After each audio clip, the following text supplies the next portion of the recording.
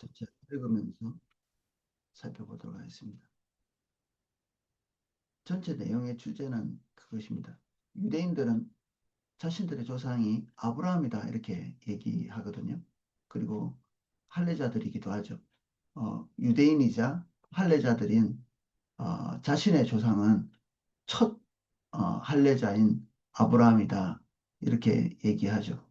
그래서 이런 아브라함이 자기 조상이라는 자긍심을 가지고 있는 유대인들에게 아니 아브라함은 너희들의 조상이기도 하지만 무할례자의 조상이기도 하고 또 모든 이방인들의 조상이기도 하다 이런 얘기를 논증하고 있죠. 사실 또 논증을 따져보면 맞죠. 아브라함이 뭐 하나님에 의해서 새롭게 창조된 게 아니라 메소포타미아 사람을 하나님께서 선택하셔서 한 민족의 조상으로 만드셨기 때문에 그도 결국 할례를 통해서 구원받는 것이 아니라 믿음을 통해서 구원받는다. 그런 내용들을 이 전체적으로 이렇게 설명해 놓고 있습니다. 1절입니다. 그러면 육신으로는 우리 조상인 아브라함이 무엇을 얻었다리요? 만일 아브라함이 행위로서 의롭다 하심을 받았으면 자랑할 것이 있으려니와 하나님 앞에서는 없느니라. 성경이 무엇을 말하냐? 아브라함이 하나님을 믿음에 그것이 그에게 의로 여긴 바 되었느니라. 일하는 자에게는 그 삭시 은혜로 여겨지지 아니하고 보수로 여겨지거니와 이 일하는 자는 율법을 부단히 지켜서 완벽히 율법을 준수한 사람을 얘기하는 거죠. 사실 그런 사람은 없지만 이제 비유상으로 그렇게 얘기하는 것입니다. 그럼 만약에 일하는 자는 그 싹을 은혜로 여기지 않죠. 내가 일했는데 정당하게 내가 내 일한 싹을 봤는데 이게 뭐가 문제야라고 이렇게 할 수 있죠. 일과 그리고 거기에 걸맞는 보수를 받는 것은 마땅한 일인데 율법을 행하는 자들은 그런 생각을 하는 거죠. 자신들이 부단히 율법을 지켰기 때문에 마땅히 구원받아야 될 그 자격이 있다. 이렇게 생각하는 거죠. 그런데 뭐 이 비유 자체가 중대한 함정이 있죠. 그렇지 못한데 우리가 어, 이를 아니할지라도 경건하지 아니하는 자를 의롭다 하시는 이를 믿는 자에게는 그를 그의 믿음을 의로 여기시나니 경건하지 않은 자를 의롭다 하신다. 이게 칭의를 얘기하는 건데 안 의로운데 너희들은 이제 의로워 이렇게 선언하시는 하나님과 우리 사이에 지금 일어나고 있는 그런 관계죠. 그분을 믿는 그 우리의 행함이 완전치 않고 의롭지 않음에도 불구하고 하나님께서 너는 의로움으로 이제 칭한다. 이렇게 얘기하시는 그분을 믿는 겁니다. 우리 행동을 믿는 게 아니라 그분을 믿는 것. 우리의 행위, 우리의 율법적인 준수의 어떤 성적표를 우리가 믿고 신뢰하는 게 아니라 우리를 의롭다 하신 그분을 믿는 거죠. 그래서 우리를 의롭다 하실 때 우리 행동을 적극적으로 쳐다보면 아니요, 나는 합당하지 않습니다. 이렇게 금방 얘기가 나올 수 있는데 그렇게 우리 자신을 쳐다보는 게 아니라 우리를 의롭다 하신다면 우리가 그분의 선하심을 믿고 수용하는 것. 이게 우리의 의라는 것입니다. 그러니까 눈을 말하는 거죠, 눈. 우리가 하나님께서 너희는 의롭다 하실 때 우리 자신을 쳐다보는 사람은 탈락입니다. 그 의롭다 하시는 주님을 봐야 되죠. 우리의 눈이 주님을 봐야 의롭다 칭함받는 것에 합당한 존재가 되는 것입니다. 재설명하고 있습니다. 6절입니다. 이란 것이 없이 하나님께 의로 여기심을 받는 사람의 복에 대하여 다윗이 말한 바 불법이 사하심을 받고 죄가 가리워짐을 받는 사람은 복이 있고 주께서 그 죄를 인정하지 아니하실 사람은 복이 있도다 함과 같으니라. 이 유대인들이 정말 마음속에 애착을 가지고 있는 믿음의 사람, 이 다윗의 고백을 통해서 어, 사도 바울은 믿음으로 말미암아 의롭다 여김 받는 것을 증명하고 있죠. 그런즉 구절입니다. 이 복이 할례자에게냐 혹은 무할례자에게도냐 무릇 우리가 말하기를 아브라함에게는 그 믿음이 의로 여겨졌다 하노라. 그런즉 그것이 어떻게 여겨졌느냐? 할례시냐 무할례시냐? 할례시가 아니라 아니요 무할례시니라. 아브라함이 할례를 받은 것은 하나님께서 의롭다 칭함받은 훨씬 그 이후죠. 세월이 많이 흐른 다음에 그렇게 여겨졌고 무할레시에 이제 할례자가 아닌데 어렵다 칭함받은 것을 자손 대대로 약속의 근거에서 자손 대대로 넘어가는 것, 그 상징으로서 이제 할례를 받는 것이죠. 그가 할례의 표를 받은 것은 무할레시의 믿음으로 된 의를 인친 것이니 도장 찍었다는 얘기입니다. 인친 것. 이는 무할례자로서 믿는 모든 자의 조상이 되어 그들도 의로 여기심을 얻게 하려 하심이라. 아브라함도 믿음으로 말미암아 구원받은 것을 인친 것을 할례로 이렇게 인을 쳤는데 그 이후에 오는 모든 백성도 인을 치기 위해서 믿음으로 말미암아 구원을 받는 그것을 인을 치기 위해서 할례를 받아야 되는 거죠. 그래서 이 할례는 믿음으로 말미암는 것을 어, 증명하고 또 선언하는 거죠. 이렇게 그런 표이지 이 할례 때문에 구원을 얻거나 의롭다 칭함받는 것은 아니라는 얘기입니다.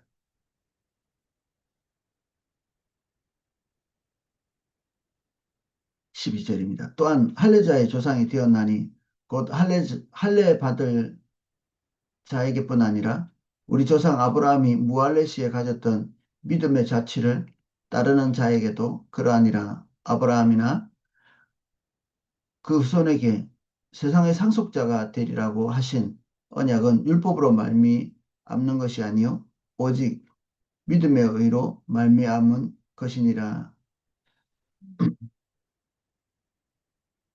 만일 율법에 속한 자들이 상속자이면 믿음은 헛것이 되고 약속은 파기되었느니라.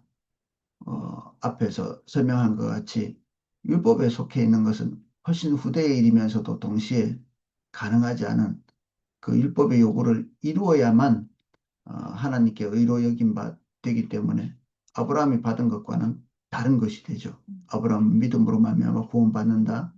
그것을 의로 여기신 바 된다. 이렇게 얘기했는데 만일 그 이후에 나온 이 모세에 의해서 하나님께서 수여된 어, 율법이 그런 의미라면 사실 그런 의미가 아니었지만 그런 의미라면 어, 모든 것이 믿음은 헛것이 된다. 율법은 진노를 이루게 하나니 율법이 없는 곳에는 범법함도 없느니라.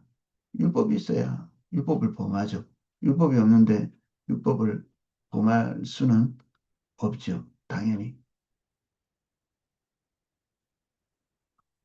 그러므로 상속자가 되는 그것이 은혜에 속하기 위하여 믿음으로 되나니 이는 그 약속을 그 모든 후손에게 굳게 하려 하심이라. 율법에 속한 자에게뿐 아니라 아브라함의 믿음에 속한 자에게도 그러하니 아브라함은 모든 믿는 자의 모든 사람의 조상이라. 아브라함은 믿는 자의 조상이기도 하면서 어, 그 할례 받은 자의 조상이기도 한 할례자와 무할례자의 조상이고 유대인과 비유대인의 조상이기도 하고 합쳐서 모든 믿는 자들의 조상이다 이렇게 얘기하는 겁니다. 이 유대인의 조상만은 또 할례자의 조상만은 아니다는 것입니다. 기록된 바 내가 너를 많은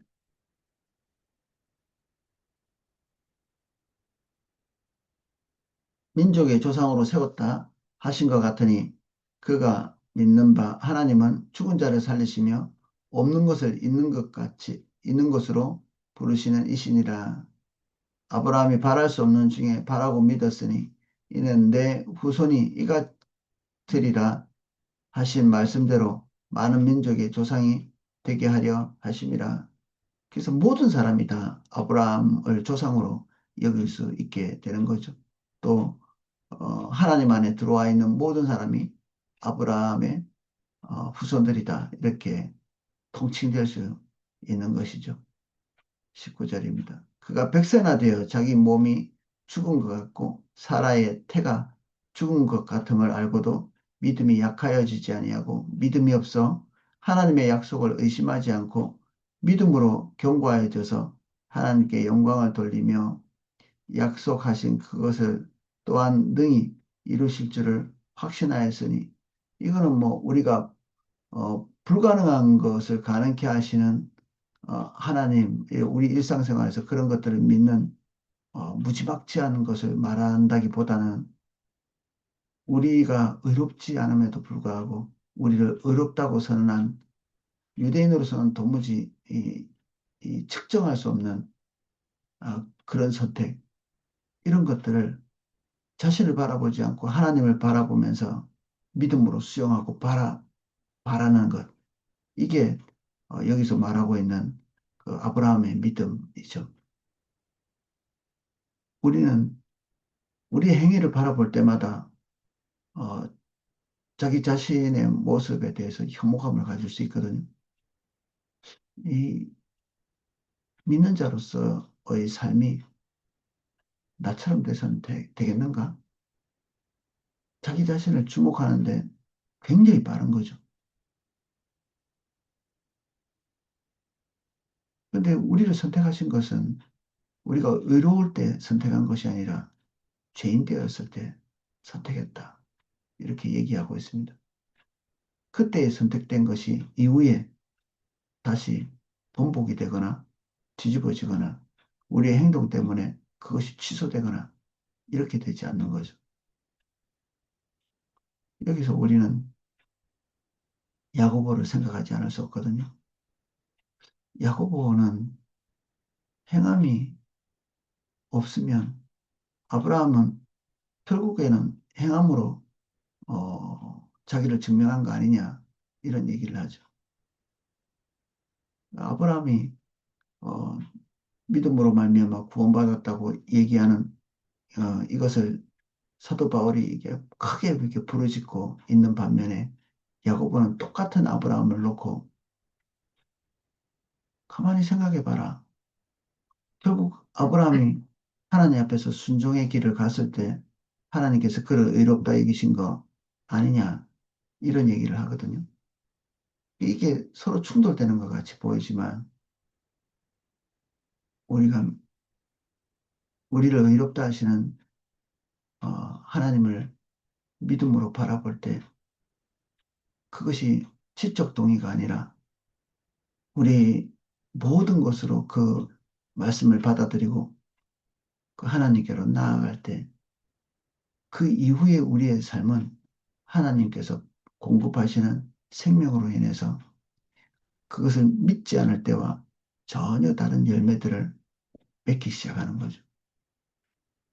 몸부림쳐서 분투해서 열매를 맺는 것이 아니라 믿음으로 말미암는 그 하나님의 은혜를 믿고 그 하나님 앞에 설 때에 하나님께서 맺게 하시는 열매가 우리에게 맺어지는데 그것이 우리의 믿음을 증명하는 것이죠. 우리가 올바로 믿고 있다는 것을 증명하는 것입니다. 그래서 우리의 믿음이 온전한가 그렇지 않은가 이것은 어, 우리의 삶에 드러나는 표징들로서 확인해 볼 수 있는 마지막 확인. 내 믿음이 어, 그저 믿음으로 말미암는 어, 이것으로 말미암아 구원받는 이것 외에 내 삶의 그 전과 다른 것이 아무것도 없다. 이런 생각, 저런 생각 해봐도 그러면 몸부림쳐서 뭔가를 열매를 만들어낼 게 아니라 도대체 어디서부터 잘못된 거지? 내 믿음이 내가 진짜 믿고 있기는 하나? 내가 그 믿음을 지적으로 동의하는 거기서 멈춰 있는 것은 아닌가? 믿음으로 말미암아 구원받는데 나는 그걸 믿어. 근데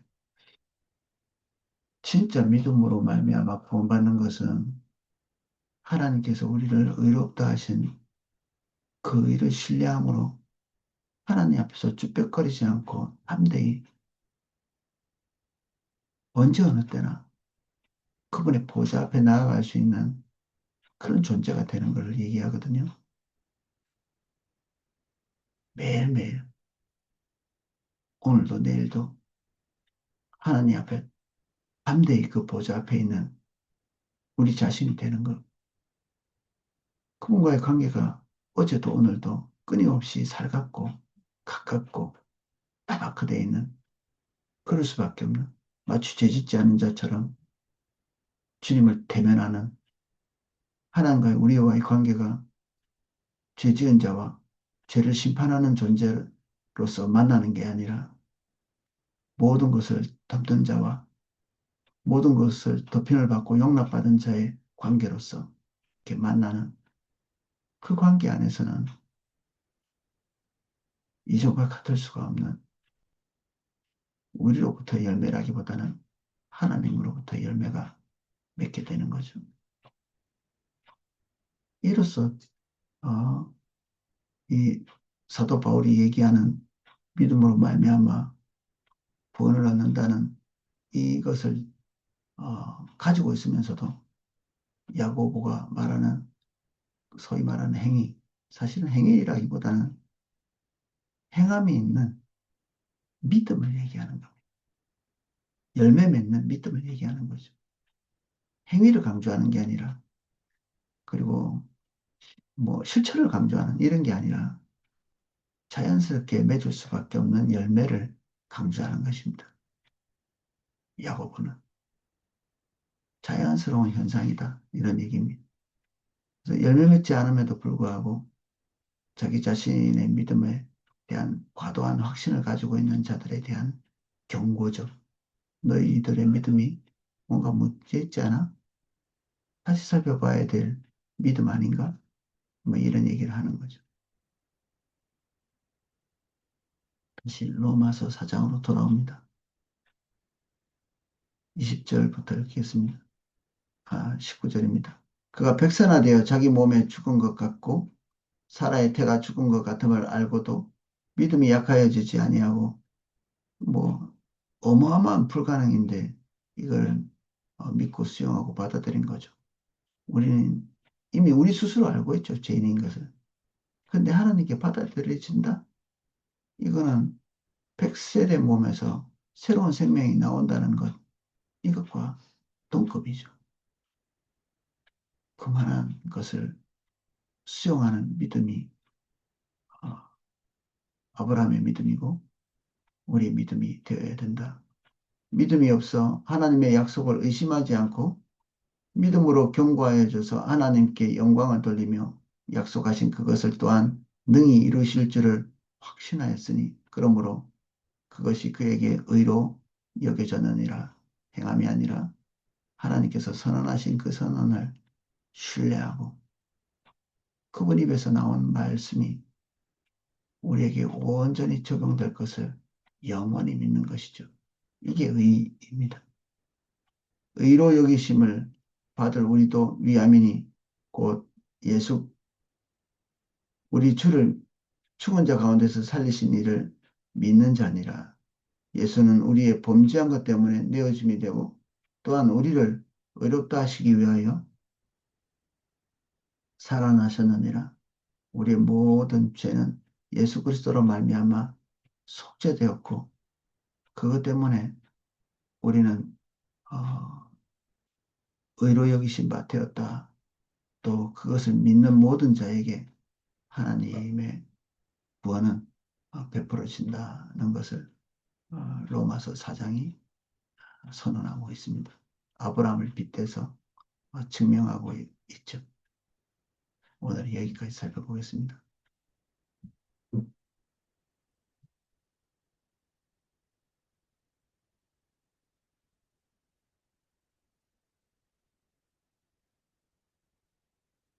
우리가 죄인 되었을 때 우리를 선택하셔서 주의 은혜 안에 두셨습니다. 우리가 우리 자신의 행위가 불완전한 것을 볼 때마다 우리는 자책에 깊이 들어갑니다. 우리가 그 자책으로 말미암아 열매 맺기 위해서 다시 율법의 요구에 부합하기 위해 몸부림칩니다.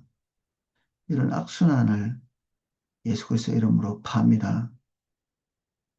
우리에게 열매가 없을 때마다 우리의 믿음을 재점검하게 하시고 오히려 의롭다 하신 하나님의 선언을 신뢰하고 받아들이며 다시 하나님과의 깊이 있는 관계로 들어갈 수 있도록 하나님 앞에서 담대히 오늘도 설 수 있도록 은혜 주셔서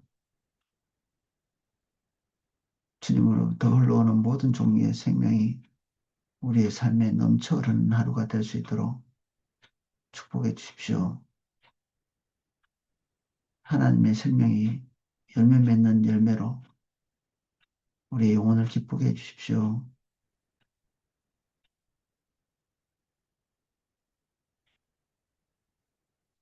육신의 연약함으로 고통하는 모든 분들 예수님 이름 축복합니다.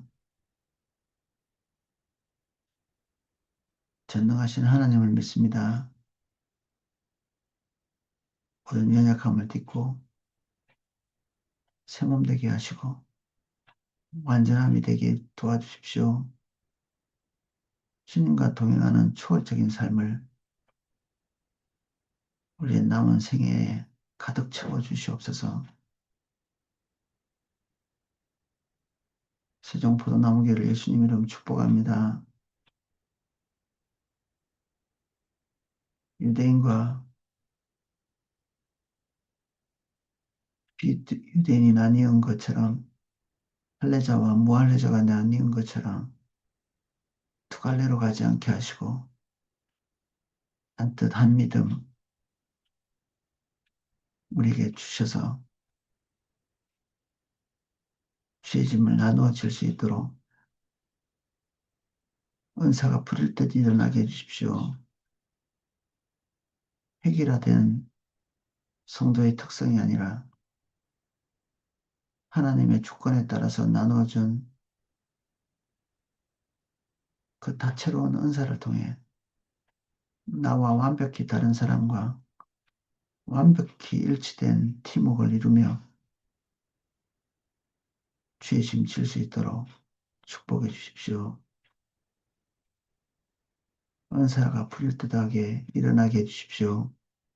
모든 성도 한 사람 한 사람에게 성경에서 말하고 있는 모든 그리고 하나님의 의를 이루기 위한 모든 종류의 은사가 풀릴듯 일어나게 해주십시오. 어린아이부터 노인까지 하나님의 짐을 한 사람도 외면하지 않도록 은혜를 주셔서 비록 작지만 충성된 자로 하나님 앞에 발견될 수 있게 은혜 주십시오.